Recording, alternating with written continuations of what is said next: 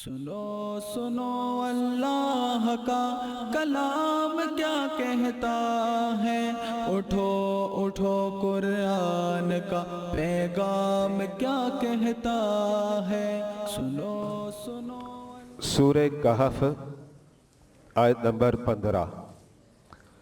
ہؤلاء قومنا اتخذوا من دونہ آلہہ لولا یأتون علیہم بسلطان بین فمن اظلم ممن افترى علی اللہ کذبا۔ برادران اسلام، گزشتہ اتوار کو آپ نے سنا تھا کہ اصحاب کہف کو دقیانوس جو بادشاہ تھا اس کے دربار میں پیش کیا گیا۔ بادشاہ نے اصحاب کہف کو کہا کہ تم ہمارے بتوں کی عبادت کرو۔ اصحاب کہف نے اس سے منع کر دیا، کہا نہیں، ہم اس کی عبادت کریں گے اور کرتے ہیں جو زمین اور آسمان کا رب ہے۔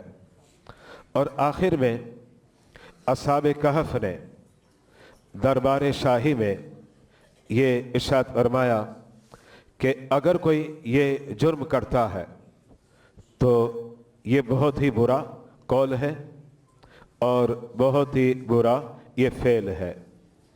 اب اس کے بعد جو ہے اصحاب کہف نے اس بات کو واضح کیا کہ ہماری یہ جو قوم ہے، یعنی اس وقت جو یہ آباد قوم تھی روم کی، یہ اللہ کے سوا کسی اور کو پوجتی ہے، یعنی شرک کر رہی ہے۔ اور پھر اصحاب کہف نے یہ بھی ارشاد فرمایا جو اس آیت کریمہ میں خالق کائنات نے ذکر کیا کہ انہوں نے اپنی قوم سے کہا کہ تم اللہ کو چھوڑ کر کسی اور کی جو عبادت اور پوجا اور پرستش کرتے ہو، اس پر تمہارے پاس دلیل کیا ہے؟ کوئی دلیل پیش کرو۔ اور آخر میں اس آیت کریمہ میں جو اصحاب کہف نے ارشاد فرمایا، انہوں نے کہا کہ سب سے بڑا ظالم وہی ہے جو اللہ پر جھوٹ باندھتا ہے۔ یہ تھا سورہ کہف کی آیت نمبر 15 کا خلاصہ۔ اب میں لفظوں کے تحت باتیں واضح کروں گا۔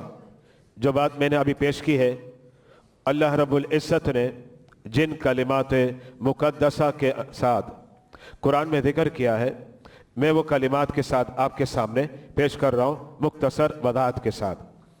اب اصحاب کہف نے کہا ہؤلاء قومنا، اس کا مطلب ہے وہ یہ کہہ رہے ہیں یہ ہماری قوم، ظاہر بات ہے وہ بھی اسی قوم کے فرد تھے، تو اس لیے انہوں نے کہا یہ ہماری قوم۔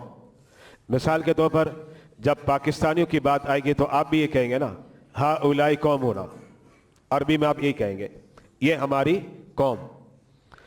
اتخذوا من دونہ آلہہ، عبادت کرنی تھی اللہ رب العزت کی، انہوں نے کیا کیا؟ اللہ کو چھوڑ کر دیگر کو اپنا معبود بنا لیا، ان کو پوجنے لگے، ان کی عبادت کرنے لگے اور ان کی پرستش کرنے لگے، جس کو ہم آسان لفظوں میں کہتے ہیں بت پرستی، یہ آسان لفظوں میں کہا جاتا ہے۔ اب اصحاب کہف نے کہا لولا، کیوں نہیں، یأتون علیہم بسلطان بین، یہ کوئی مضبوط دلیل لے کر آئے۔ جب تم اتنا بڑا جرم کر رہے ہو اور اسے کیا سمجھ رہے ہو؟ صحیح سمجھ رہے ہو، یعنی اللہ کے سوا کسی کی عبادت کرنا، اس کو تم صحیح سمجھ رہے ہو، تو پھر اس پر کوئی دلیل پیش کرو۔ تو سلطان کا جو لفظ ہے نا، یہاں سلطان کا معنی ہے یہاں دلیل، اور بین کہتے ہیں واضح، بالکل صریح، یعنی اب وہ کہتے ہیں کہ کوئی صریح دلیل لے آؤ، واضح دلیل لے آؤ۔ آخر میں اصحاب کہف نے کہا فمن اظلم، اس سے بڑا ظالم کون ہو سکتا ہے؟ یعنی اس بات کا اقرار کیا جو قرآن نے ذکر کیا کہ سب سے بڑا ظالم کون ہے؟ فرمایا ممن افترى علی اللہ کذبا، جو اللہ رب العزت پر جھوٹ باندھتا ہے۔ اچھا، اب اس آیت کریمہ میں یہ بتلا دیا کہ سب سے بڑا ظلم یہ ہے کہ اللہ کا شریک ٹھہرایا جائے، جس کو آپ کفر بھی کہتے ہیں اور شرک بھی کہا جاتا ہے۔ اور یہ بات ذہن میں رکھے گا کہ کفر اور شرک جو ہے اس سے بڑا کوئی گناہ ہی نہیں ہے۔ دیکھیں، نماز نہ پڑھنا بلا شبہ گناہ کبیرہ ہے، شراب نوشی کی عادت گناہ کبیرہ ہے، بڑا گناہ ہے، جوا کھیلنا، اچھا اسی طریقے سے سود کا مال ہے، اسی طریقے سے کوئی کسی کو قتل کر دیتا ہے، یہ سارے گناہ ہیں، اور سارے گناہ کیا ہے؟ گناہ کبیرہ ہے، اور ان سب کو کہا جائے گا ظلم، اور جو یہ کرتا ہے اسے کہتے ہیں ظالم۔ تو اب یہاں یہ بتا دیا کہ سب سے بڑا ظالم کون ہے جو قرآن نے ذکر کیا، فمن اظلم، کہ اس سے بڑا کوئی ظالم ہی نہیں ہے، یعنی اس کے بعد اب ظلم کا تصور نہیں رہا، کہ سب سے بڑا ظالم وہی ہوتا ہے جو اللہ پر جھوٹ باندھتا ہے، اور اللہ پر جھوٹ باندھنے کا مطلب کیا؟ وہ یہ کہتا ہے کہ اللہ کے علاوہ بھی لائق عبادت ہے، الامان والافید، اور وہ یہ کہتا ہے کہ جناب اللہ ابا ہے یا اللہ بیٹا ہے، لم یلد ولم یولد، یہ سب سے بڑا ظلم ہے، اس سے بڑا کوئی ظلم نہیں ہے۔ اسی بات کو سورہ لقمان کی آیت نمبر 13 کے اندر اللہ رب العزت نے وعدے کیا، آپ اسکرین پر ملاحظہ کریں، ان الشرک، بے شک شرک، لظلم عظیم، رب کہتا ہے یہ سب سے بڑا ظلم ہے، اس سے بڑا کوئی ظلم ہی نہیں ہے۔ تو کفر اور شرک جو ہے یہ سب سے بڑا پاپ ہے، یہ سب سے بڑا گناہ ہے، اور یہ سب سے بڑا ظلم ہے، اور جو اس کا ارتکاب کرتا ہے بلا شبہ وہ کافر ہے، وہ مشرک ہے، اور اس سے بڑا بدبخت ہو ہی کون سکتا ہے؟ سب سے بڑا بدبخت لعین اور مردود وہی ہوتا ہے۔ اب یہاں ایک اور بات ذہن میں رکھے گا، بات یہ ہے کہ اگر شرک کرے تو کہا جائے، لیکن اگر کوئی شرک نہیں کرتا، الامان والحفیظ، اللہ میں بچائے، کیونکہ بعض لوگوں کا مزاج ہے، ایسا لگتا ہے کہ کہتے ہیں نا برتن میں اگر پانی ہوگا تو برتن سے کیا نکلے گا؟ پانی نکلے گا۔ برتن کے اندر اگر شراب ہے تو برتن سے کیا نکلے گی؟ شراب نکلے گی۔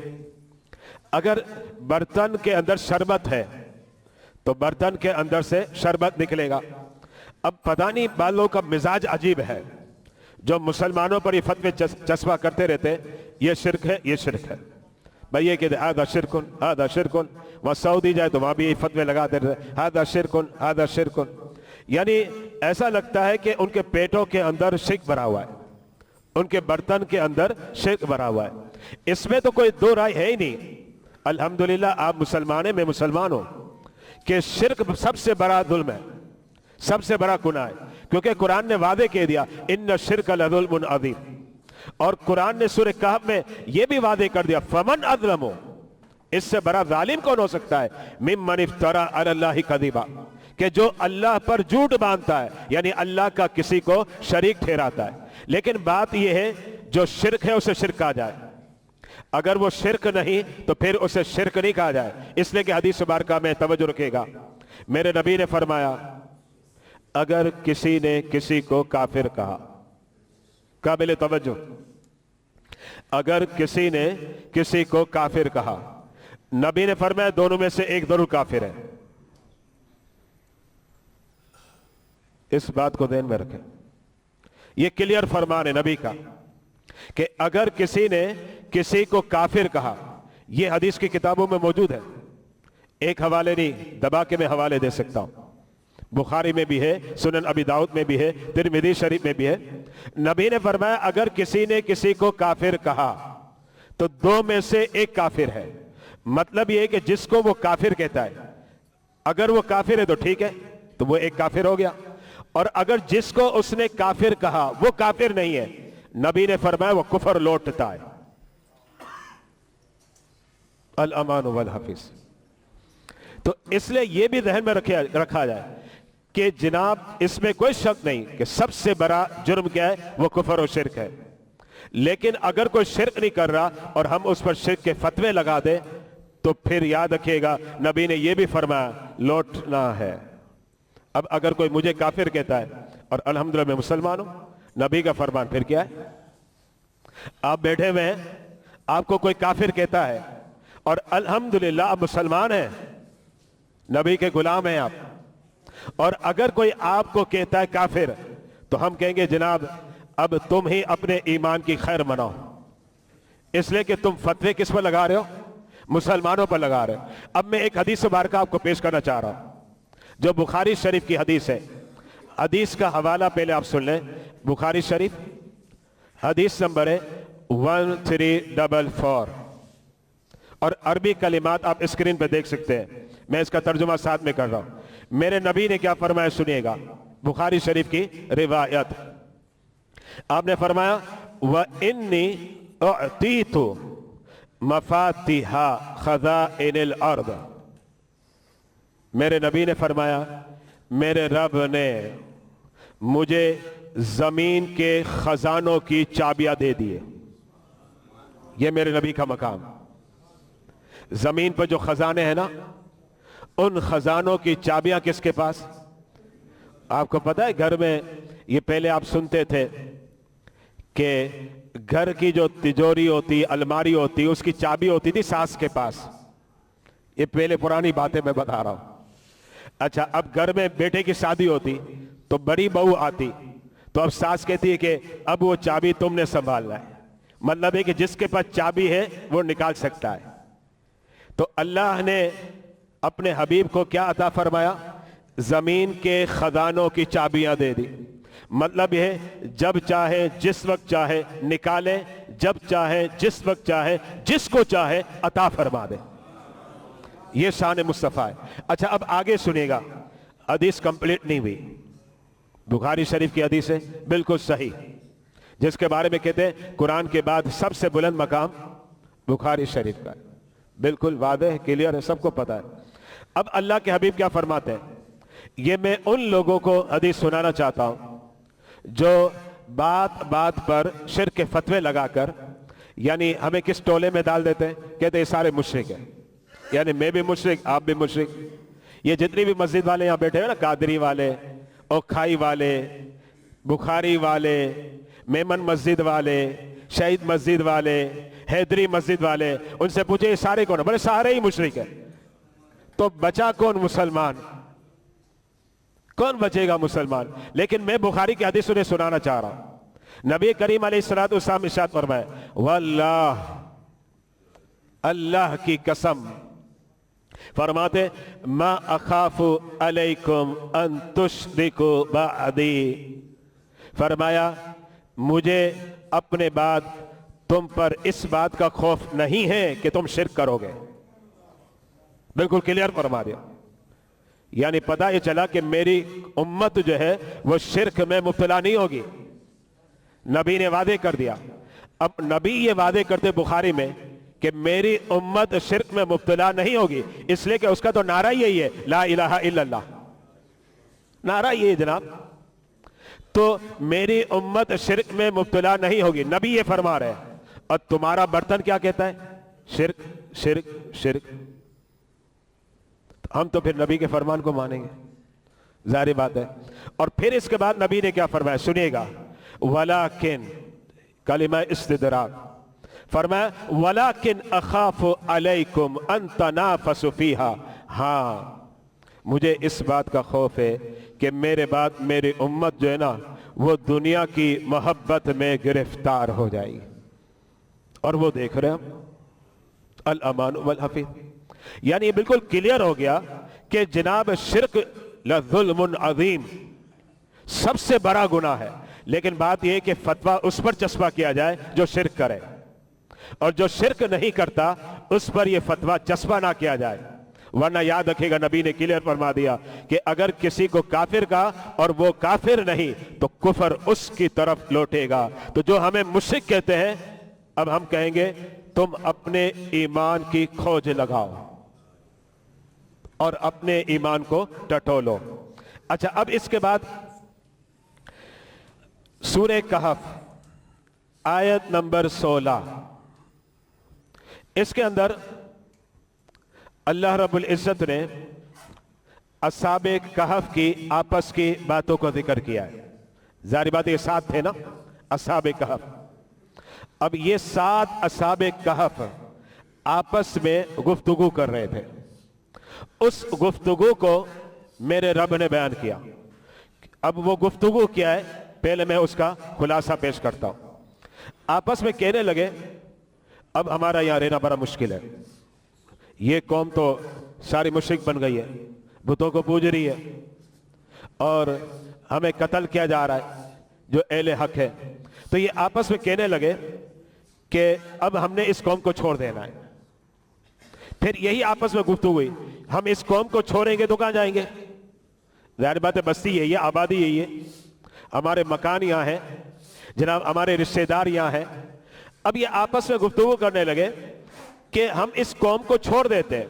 तो फिर आपस में कहने लगे हम चले जाते किसी गार में जिसको कहफ कहते हैं। जब उस गार में जाएंगे तो फिर उसके बाद इन्होंने अपने ईमान का तस्करा किया कि जब हम गार में जाएंगे तो है बज़ाहिर मुसीबत।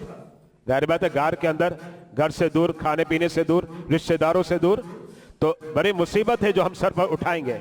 लेकिन हमें रब की जात से उम्मीद है, ये इनका ईमान है।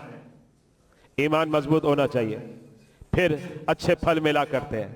तो अपने ईमान का इजहार फरमाते हैं, कहते हमें रब से उम्मीद है, रब अपनी रहमत हम पर निछावर करेगा और ये जो कदम हम उठा रहे हैं अल्लाह ताला इसमें हमें आसानी अता फरमाएगा। ये सूरह कहफ आयत नंबर 16 का खुलासा था। अब कुरान के जो कलिमात हैं इनकी तरफ आप मुतवज्जे हो, जिसको हम समझते हैं। वइज़ तज़लतुमूहुम, अभी आपस में कहने लगे यार तुम लोग जो है ना, यानी हम लोग, तुम लोग यानी हम लोग इनको छोड़ देते हैं। किनको छोड़ते हैं? जो बुतों को की इबादत करते हैं। और साथ में किनको छोड़ देते हैं? वमा यअबुदून इल्ला अल्लाह, और हम उनको भी छोड़ देते जिनकी ये पूजा कर रहे हैं। तो दो होते हैं ना, एक इबादत करने वाला और एक वो जिसकी इबादत की जाती।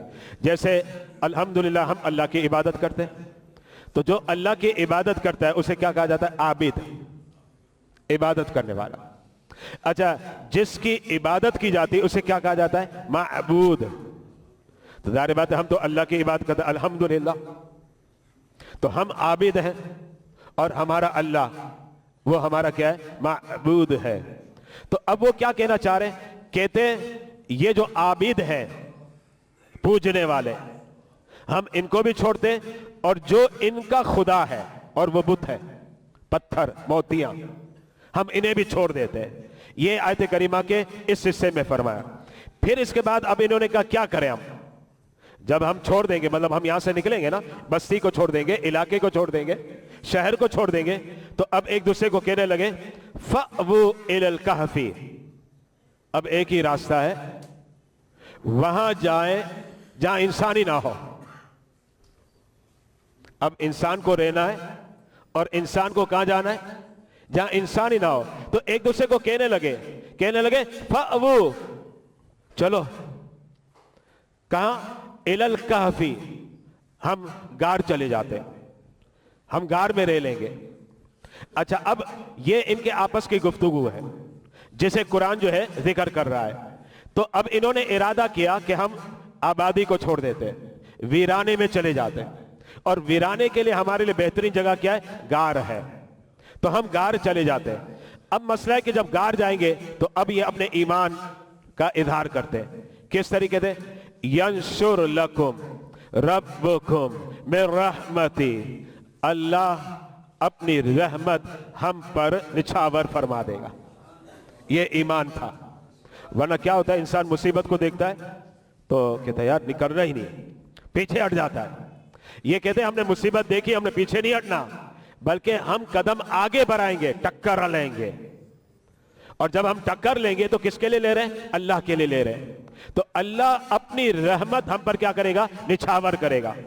और फिर इसके बाद फरमाए وَيُهَيِّئْ لَكُم مِّنْ أَمْرِكُم مِّرْفَقًا، اور جو ہم نے قدم اٹھائے ہیں نا، اللہ کی ذات سے امید ہے کہ اللہ یہاں ہمارے لیے آسانی کے اسباب مہیا فرما دے گا۔ یہاں ایک بات میں پیغام ایک دینا چاہ رہا ہوں، جو سورہ کہف آیت نمبر 16 کا پیغام ہے میرے لیے اور آپ کے لیے، کیونکہ آپ نے یہ تو پڑھ لیا بھائی کہ انہوں نے ایمان کی حفاظت کی خاطر آبادی کو چھوڑ دیا، اور اختیار کس کو کیا؟ ویرانگی کو، جہاں انسان کا نام و نشان نہیں، اکیلے تنہا کوئی بھی نہیں، صرف ساتھ 7 دوست فرینڈ۔ اچھا جناب ہے بھی وہ کیا؟ نوجوان، یہ گئے۔ اب یہاں ایک پیغام ہے جس کی طرف میں آپ کی توجہ دلا رہا ہوں، اور یہ پیغام قرآنی ہے، اور وہ کیا سنیے گا، وہ یہ ہے کہ جب آپ کسی ٹھکانے کو اختیار کرتے ہیں کہ مجھے یہاں شفٹ ہونا ہے، جیسے مکان لیا وغیرہ وغیرہ، تو میں آپ سے پوچھنا چاہتا ہوں کہ جب آپ ایک جگہ سے دوسری جگہ شفٹ ہوتے ہیں اور منتقل ہوتے ہیں، اور آپ کو پتا ہے کہ یار اس علاقے میں چوریاں بہت ہوتی ہیں، آپ جائیں گے؟ نہیں جائیں گے۔ اچھا آپ کو پتا چلے بھائی اس علاقے میں گینگ وار ہے، ٹھک ٹھک گولیاں چلیں گی، تو آپ نہیں جائیں گے۔ کیوں نہیں جائیں گے؟ کہ آپ ایک جگہ سے دوسری جگہ جب شفٹ ہو رہے ہیں تو آپ کو خطرہ لگا، میری جان بھی جا سکتی ہے، میرا مال بھی جا سکتا ہے۔ تو اس آیت نے کیا پیغام دیا؟ اس آیت نے کہا اے مسلمانوں، تمہیں جان کی فکر ہے، تمہیں مال کی فکر ہے، ایمان کی کیوں فکر نہیں؟ آپ ذرا غور کر لیں، جب ہم شفٹ ہوتے بس یہی ہوتا ہے، نہیں جناب ہم نے شفٹ ہونا ہے، ہم نے ایک جگہ کو چوز کر لیا، ایک علاقے کا انتخاب کر لیا، اور جیسے پتا چلتا ہے نہیں جان کو نقصان ہے، مال کو نقصان، نہیں یہاں نہیں لینا ہم نے گھر، بھائی ہم یہاں سے دوسری جگہ شفٹ ہوں گے، کوئی اور علاقہ دیکھو بھائی جہاں پر امن ہو، اچھا ہو، آسانی ہو۔ تو یہ جو ہماری سوچ ہے صحیح ہے، غلط تھوڑی ہے، بالکل رائٹ ہے، رونگ نہیں ہے، اس پر کوئی اعتراض نہیں کرتا۔ ہر ذی شعور عقل مند سمجھتا ہے کہ آپ نے یہ باتیں سوچنی چاہیے، لیکن مسئلہ یہ کہ اس کے ساتھ کیا ہم نے یہ بھی سوچا کہ کیا وہاں ہمارا ایمان بھی محفوظ رہے گا؟ اور یاد رکھیے گا قرآن نے ایک مقام پر ذکر کیا، سورہ نساء آیت نمبر 97، یہ چند لوگوں کی بات چلی کہ ایمان کی خاطر انہوں نے اس جگہ کو چھوڑا نہیں، ہجرت نہیں کی، تو اللہ رب العزت نے فرمایا الم تکن ارض اللہ واسعہ، کہاں چلی گئی تمہاری عقل؟ کیا تمہیں سمجھ نہیں تھی کہ کیا اللہ کی زمین بڑی مختصر ہے؟ رب کہتا ہے واسعہ، اللہ کی زمین بڑی وسیع ہے، جہاں تمہیں ڈر لگے نا کہ ایمان جا سکتا ہے، اللہ یہ کہنا چاہتا ہے اس جگہ کو چھوڑ دو، اس جگہ کو چھوڑ دو۔ مجھے ایک بات یاد آئی، بہرحال میں ایک سوچ بتا رہا ہوں، آپ ایگری ہو نہ ہو آپ کی مرضی، اور وہ بات میں سنا کرتا تھا قبلہ علامہ سید شاہ تراب القادری صاحب سے علیہ رحمہ، ایک مرتبہ نہیں کئی مرتبہ میں نے ان سے یہ بات سنی تھی۔ جب کوئی کہتا نا امریکہ جانا ہے، جرمن جانا ہے، تو وہ یہ کہتے تھے یا تو مال بنا لو یا تو ایمان بچا لو۔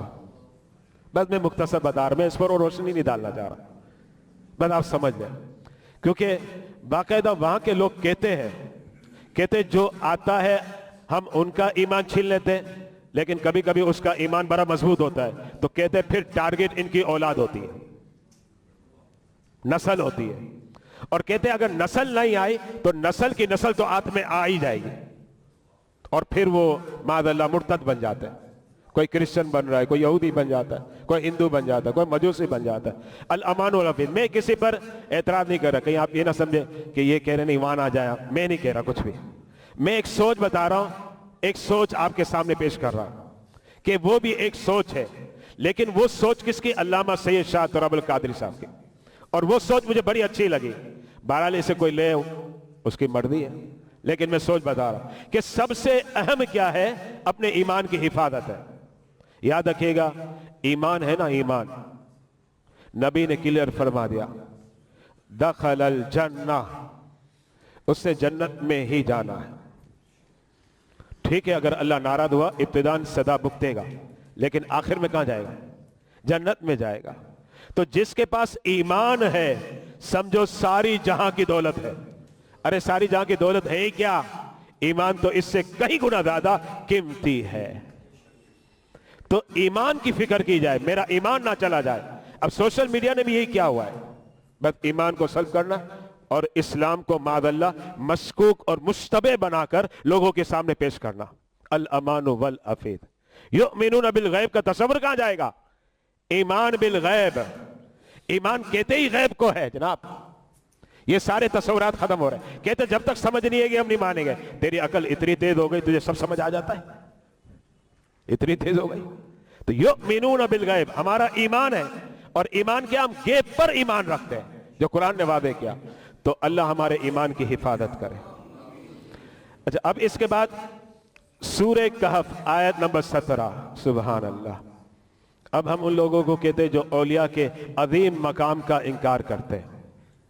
अल्लाह ने औलिया को क्या मकाम दिया, इसलिए कि इन्होंने अपने आप को फना किया अल्लाह के जिक्र में, तो अल्लाह ने इन्हें बड़ी अज़मतें अता फरमा दी।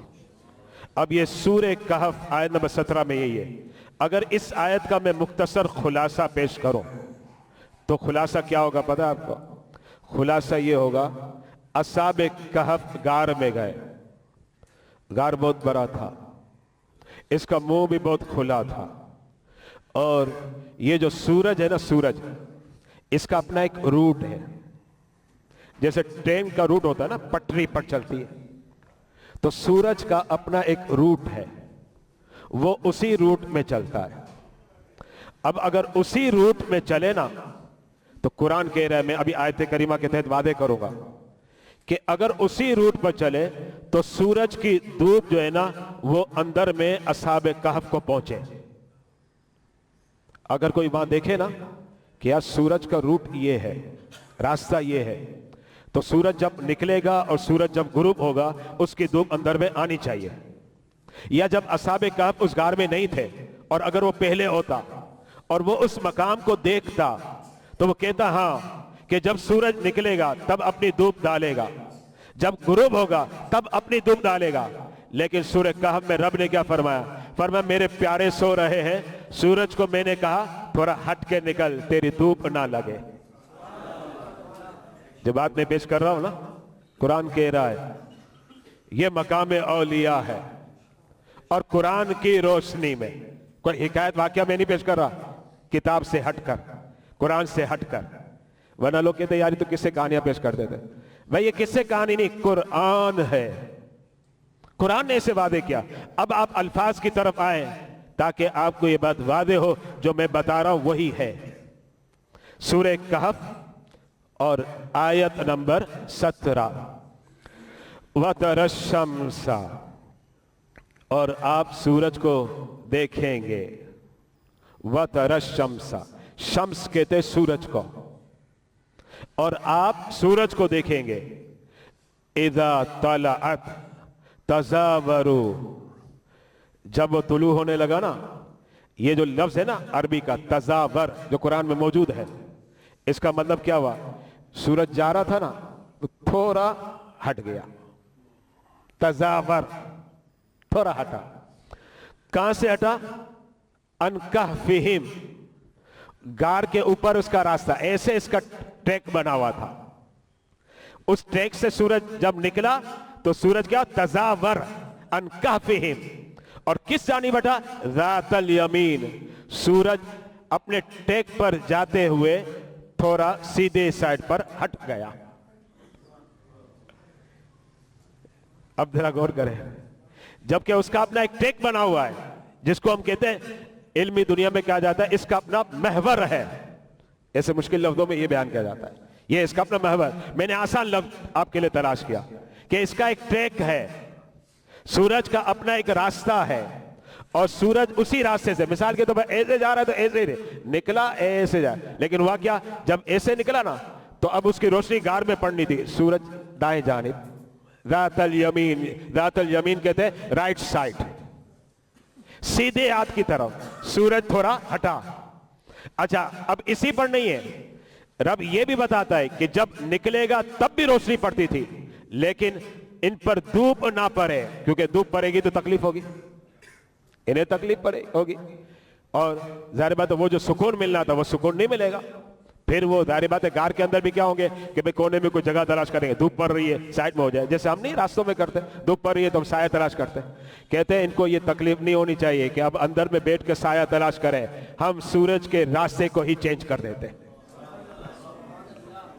یہ قرآن کہہ رہا ہے اور قرآن بتا رہا ہے۔ اب آگے سنیے گا قرآن کے الفاظ، وَإِذَا غَرَبَتْ، اور جب سورج غروب ہونے لگا، کیونکہ سورج نکلتا تب بھی روشنی پڑنی چاہیے، اور سورج جب غروب پڑے تب بھی دھوپ پڑنی چاہیے، لیکن وہ دھوپ نہ پڑے، کیا ہوا؟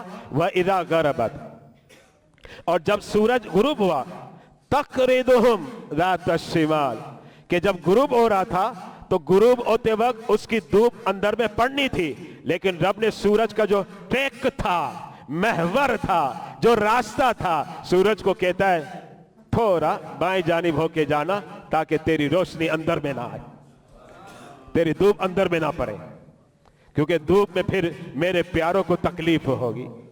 یہ قرآن بتا رہا ہے اور قرآن کلیئر کر رہا ہے۔ اچھا پھر اس کے بعد رب کہتا ہے، رب اسے اور کلیئر کر رہا ہے اور وعدے کر رہا ہے، رب کہتا ہے وَهُمْ فِي فَجْوَةٍ مِّنْهُ، جس کا مطلب کیا ہے کہ اس کا مطلب یہ ہوتا ہے کہ جس نے جا کر دیکھنا ہے نا غار کو تو دیکھ لے، اس کی آنکھیں یہی کہیں گی کہ سورج کی دھوپ اندر میں پڑنی چاہیے، لیکن رب نے جو ہے نا راستوں میں تھوڑی تبدیلی کر دی۔ وَهُمْ فِي فَجْوَةٍ مِّنْهُ، بڑا کشادہ منہ تھا اور وہ غار کافی کشادہ تھا، سورج نکلتا تو دھوپ پڑتی، لیکن اللہ نے دونوں طرف، ایک طرف دائیں جانب کہہ دیا اور پھر آگے بولا کہ اب آگے جا کے تھوڑا بائیں جانب ہو جانا۔ یہ اللہ والوں کی شان ہے۔ اور پھر اس کے بعد رب اس کو کیا کہتا ہے سنیے گا، رب کہتا ہے اب جو آنکھیں بند کیے ہوئے ہیں، اندھے بنے ہوئے ہیں، انہیں رب کہتا ہے ذَلِكَ مِنْ آیَاتِ اللَّهِ، سورج کا اپنا محور ہے، ہم نے اپنی قدرت کا اظہار کیا، سورج کے محور میں تھوڑی سے معمولی سے تبدیلی کر دی، فرمایا یہ ہماری نشانیاں ہیں سمجھنے والوں کے لیے، جو نہ مانے سو نہ مانے، سم بکم عمی فہم لا یرجعون، اندھے بیرے گونگے پھر نہیں آنے والے۔ جس نے نہیں ماننا، میں نہ مانوں، یہ ورد ہے، اگر یہی تسبیح ہے تو پھر بہرحال ہم انہیں کیا سمجھائیں گے۔ اور رب نے یہ بھی فرما دیا۔ آگے رب کیا کہتا ہے سنیے گا، رب کہتا ہے وَمَن يَهْدِ اللَّهُ فَهُوَ الْمُهْتَدِ، سن لو، اللہ جسے ہدایت دینا وہی ہدایت والا ہے، اور اللہ حفاظت کرے۔ آگے کیا کہتا ہے وَمَن يُضْلِلْ، اور اللہ جسے گمراہ کر دے، فَلَن تَجِدَ لَهُ، تو سن لے کان کھول کر، اب تیرا نہ کوئی ولی ہے نہ کوئی مرشد۔ ولی کہتے ہیں مددگار کو، مرشد کہتے ہیں راستہ دکھانے والے کو، ہادی۔ تو کہا جب اللہ اگر گمراہ کر دے تو نہ پائے گا کہ کوئی تیری مدد کر سکے، اور تو نہ پائے گا کہ کوئی تجھے ہدایت دے سکے۔ اب سورہ کہف آیت نمبر 18، چونکہ 4 آیات ہیں، یہ اب آخری آیت ہے جس کی وضاحت کر رہا ہوں۔ اچھا اب اس آیت کریمہ میں بھی سبحان اللہ، اللہ نے اولیاء کے مقام کو بیان کیا ہے، یعنی آیت نمبر 17 میں بھی شان اولیاء ہے اور آیت نمبر 18 میں بھی شان اولیاء، دونوں کا عنوان ایک ہی ہے۔ اچھا اب وہ شان کس طریقے سے، پہلے میں خلاصہ پیش کر رہا ہوں۔ خلاصہ کیا ہے، رب یہ کہتا ہے اے میرے بندو، جب تم ان کو دیکھو گے نا اصحاب کہف کو، تو تمہیں لگے گا وہ جاگ رہے ہیں، تم دیکھو گے تو تمہیں لگے گا وہ جاگ رہے۔ کیسے؟ ان کی آنکھیں کھلی ہیں، अब देखें ना, मेरी आंखें खुली हैं, आपकी आंखें खुली, हम क्या कहेंगे? जनाब जाग रहा है। आंखें बंद होती कभी कभी होता है लगता है नींद आ रही है, सोया हुआ है। तो अब रब क्या कहता है? वतहसबुहुम अयकाज़न, जब तुम देखोगे ना असहाबे कहफ को तो तुम्हें लगेगा ये जाग रहे, यानी उनकी आंखें खुली है। जब देखोगे तो कहोगे हाँ यार ये तो जाग रहे हैं। लेकिन रब क्या कहता है? वहुम रुकूदुन, तुम्हें भले जो भी लगता है, मैं ये कहता हूं कि वो सोए हुए हैं। वहुम रुकूद, वो सो गए हैं।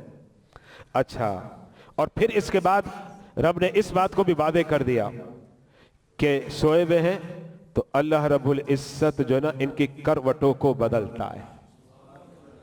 करवटें भी 309 साल करवटें भी बदल रहे हैं।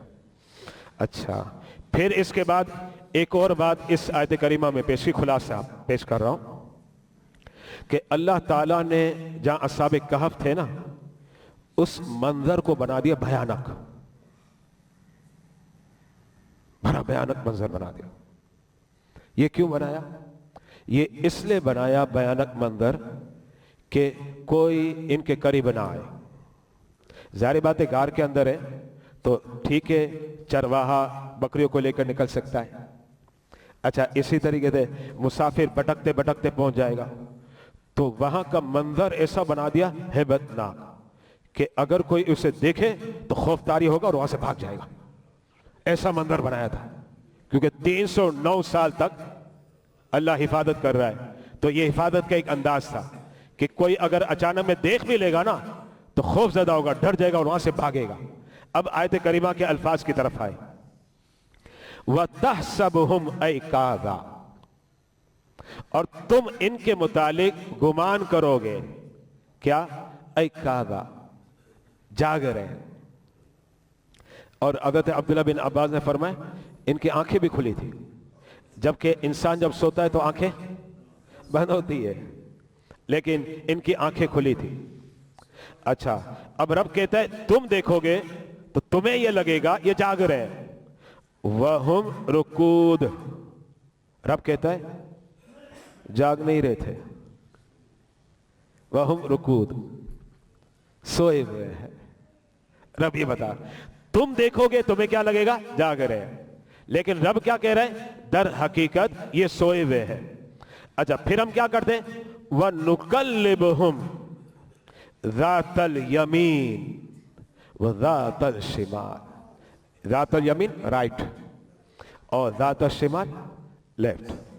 तो अब रब कहता है हम क्या करते हैं? हम इनकी करवटें दाएं और बाएं बदलते हैं। 309 साल।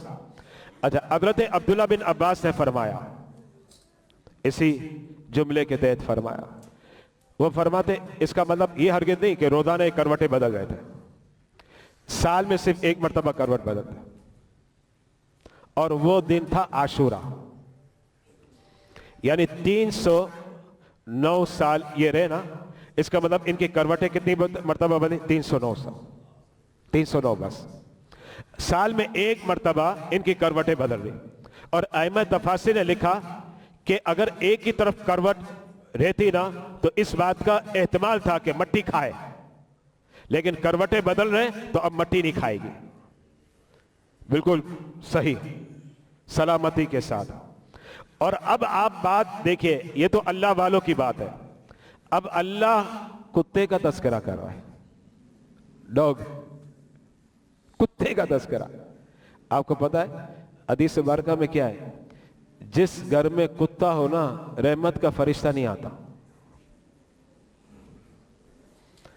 हलाल जानवर नहीं है कुत्ता, बकरा, बकरी, गाय, बैल, ये हलाल जानवर है।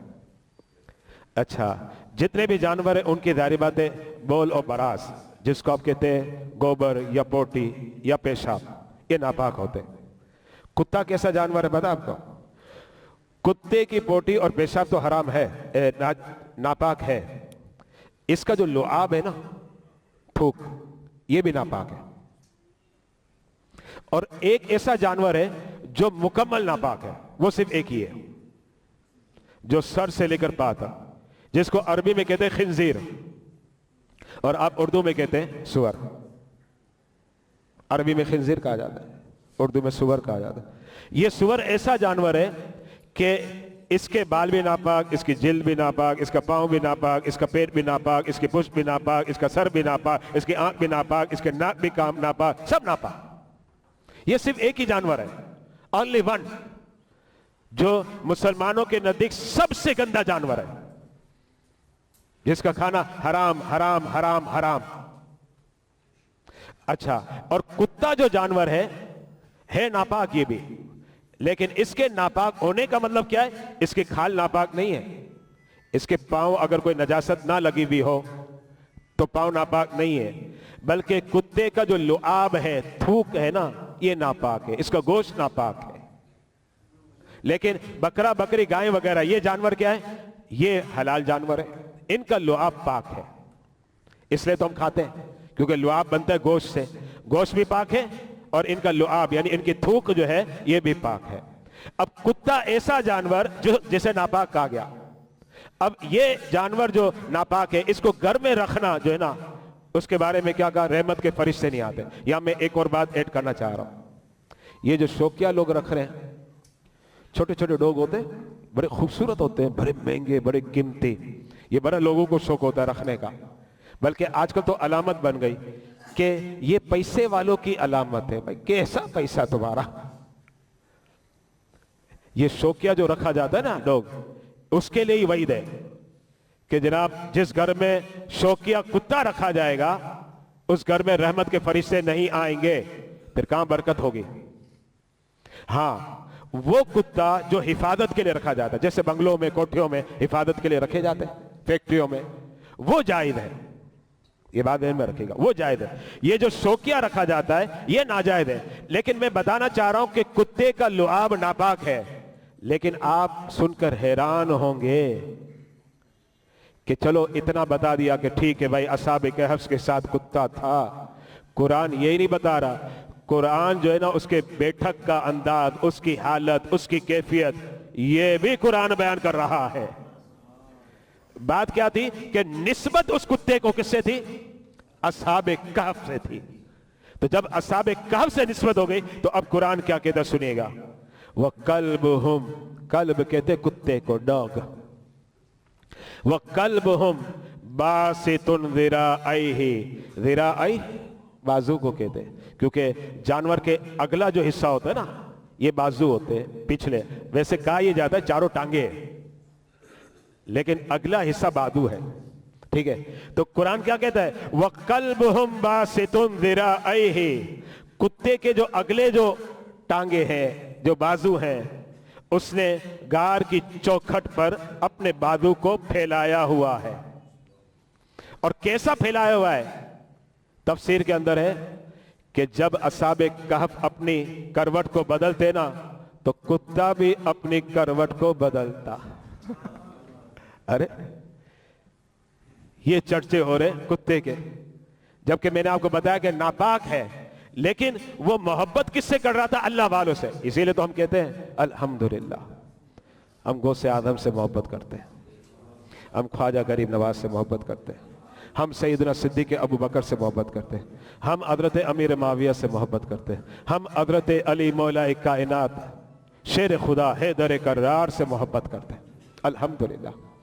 اچھا، پھر اس کے بعد آپ سنیے گا آیت کریمہ کے اینڈ کی طرف ہم آ گئے. وہی بات کہ اللہ نے منظر کیا بنا دیا؟ ہیبت ناک. اب اللہ کہتا ہے لَوِ اطَّلَعْتَ عَلَيْهِمْ، اگر تم غار میں جاگ کر دیکھو. لَوِ اطَّلَعْتَ عَلَيْهِمْ، غار میں جاگ کر دیکھو. تو رب کہتا ہے لَوَلَّيْتَ مِنْهُمْ فِرَارًا، تو پیٹ پھیر کر تم بھاگ جاؤ گے. اتنی تم میں سخت نہیں ہوگی، اتنی طاقت نہیں. وَلَا مُلِئْتَ مِنْهُ رُعْبًا، اور رب کہتا ہے کہ تم نے غار میں جاگ کر دیکھا نا تو تم پر خوف مسلط ہو جائے گا، گھبراتے ہوئے بھاگو گے. کیا ہے؟ بھاگو یہاں سے. یہ رب بتا رہا ہے. یعنی اللہ نے ان کی حفاظت کے لیے ایسا منظر بھیانک بنا دیا کہ جب کوئی اسے دیکھے تو دیکھ نہیں پائے گا، بلکہ دیکھتے ہی وہاں سے بھاگے گا. یہاں تک کہ بعض کتابوں میں لکھا ہوا ہے کہ بعض لوگوں نے کہا نہیں ہم دیکھ کے دکھائیں گے. ہوا کیا پتہ ہے؟ وہ جل کے راکھ ہو گئے.